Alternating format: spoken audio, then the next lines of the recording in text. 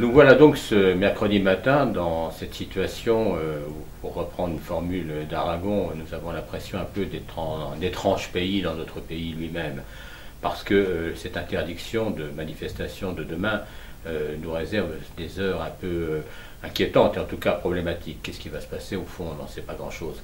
Ce qui est sûr en tout cas, c'est que nous on est face à une décision sans précédent contre les libertés publiques et notamment contre la liberté de manifester, et cela depuis la guerre d'Algérie, ce qui n'est quand même pas rien et ce qui renvoie quand même à une époque, je dirais, singulièrement révolue. Alors qu'est-ce qui va se passer? On verra.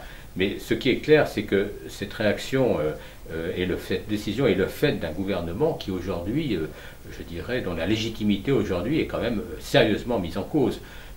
François Hollande est à 14% d'opinion favorable, Manuel Valls est à 17% d'opinion favorable, une majorité des Français continue à rejeter la loi Khomri, et une majorité également continue à soutenir les actions contre la loi travail.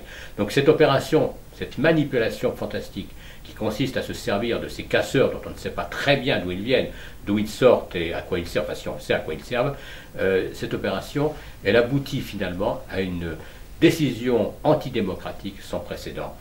Alors, on pourrait évidemment se demander qu'est-ce qu'il va en être dans les heures qui viennent.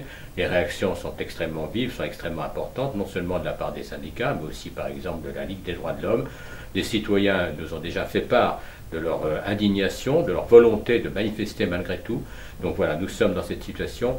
Il semble que le pouvoir, dans cette affaire-là, est oublié cette phrase essentielle et fondamentale qui est à la base du pacte social, à savoir ce que disait Rousseau dans le contrat social précisément, le peuple et le souverain.